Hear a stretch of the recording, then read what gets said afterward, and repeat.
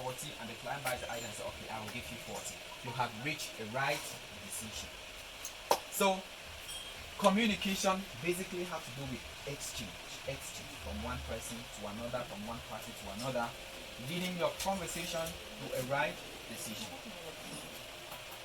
Now, like we said, communication has to do between two or more persons. That can give us any one type of communication that you know.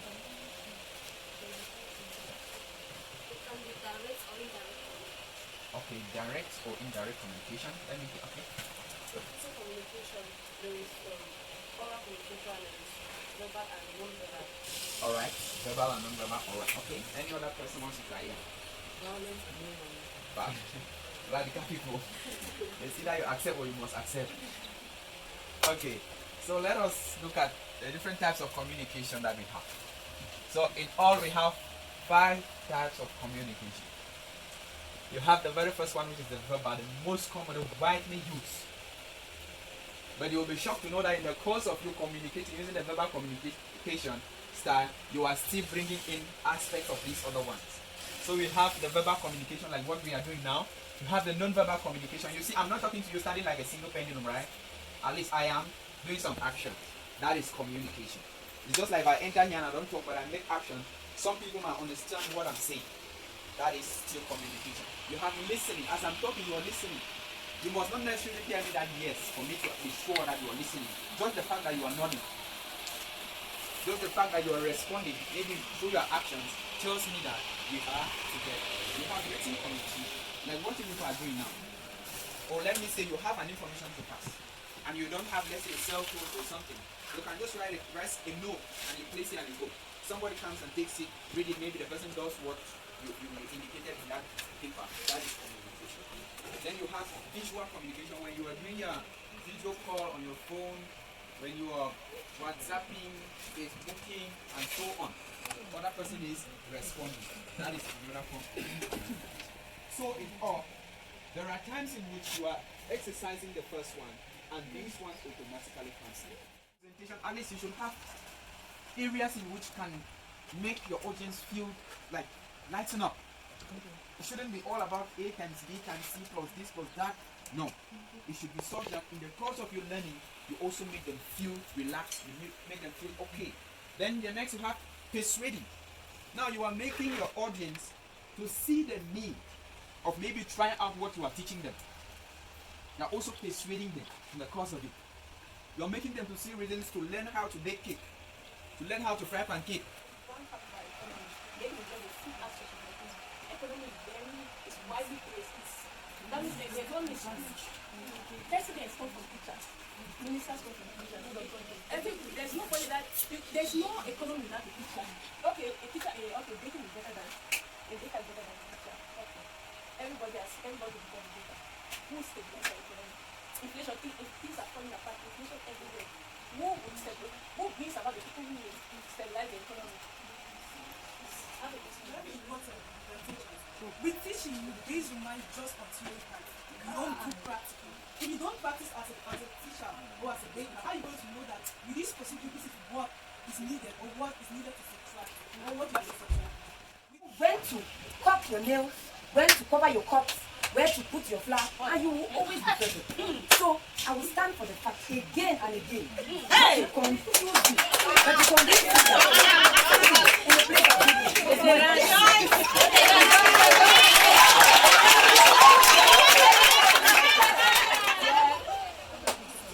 Brothers and sisters again. I want to tell you that Google is being backed by teachers. Or everything you see online, well, in fact, teachers teach and Google just type it out. All the knowledge in Google is being backed, has a backing, and that backing has teachers. If you can study baking online, it's because there was a teacher to teach, so that Google will just type it out. Google is just a platform. All the artificial intelligence are platforms. The platform are being backed up by a group of people, and this group of people are teachers. They are giving us knowledge through, let me just say, technology. So technology is being backed by people. That's the second. And you said teachers cannot bring end product. I want you to understand that what you are bringing out as a baker is an end product of a teacher because your knowledge was acquired from something, and that something was being backed by a teacher. Also, I also want to say that the baking you're talking about, I did not hear somebody define bake. Who is a baker? A baker is someone who produces bread or cake for trade. Trade is just an interface. Trade is, let me say, a profession, and that profession must be taught by itself. You cannot someone know that you are doing trade if you are not told that that is trade. Thank you. Yes, you cannot know this is trade unless you cannot even define trade unless somebody tell you what you go research about trade. Thank you very much. Thank you.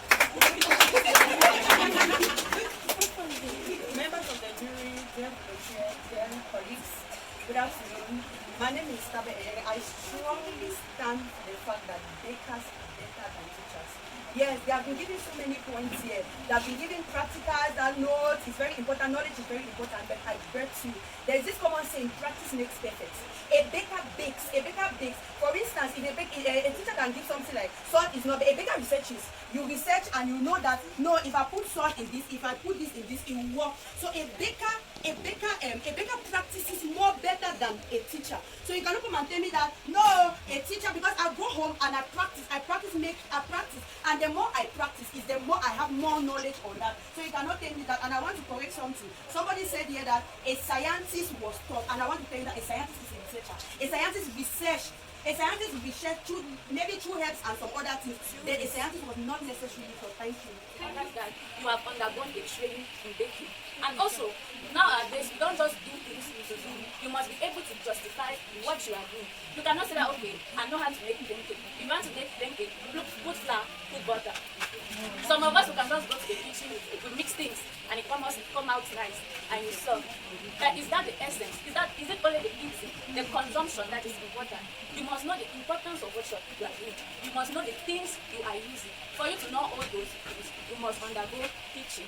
And for the field to expand, like the baking field to expand, you must teach it to the other generation. If you don't teach, whatever experiment you are doing is lost forever, and there will be no proof of whatsoever you have ever achieved.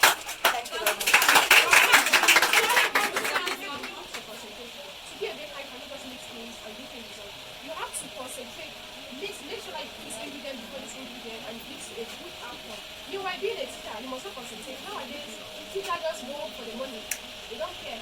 When I was in Upstate, I think I just come and give a whole topic at the same time. They don't get to know whether you understand or you don't understand. That's why I say being a baker is better than a teacher. Thirdly, being a baker it boosts your self-esteem in the sense that you're satisfied when you see your parents going out in the bakery, exciting, being happy that, oh, my meat is good, my cake is looking good, but the teacher don't care whether you understand. As long as at the end of the month they get their salary, they don't care. Lastly, being a baker shows greatness. Next foundation. Empowering youth for leadership and greatness. Next foundation. Empowering youth for leadership and greatness. Next foundation. Empowering youth for leadership and greatness.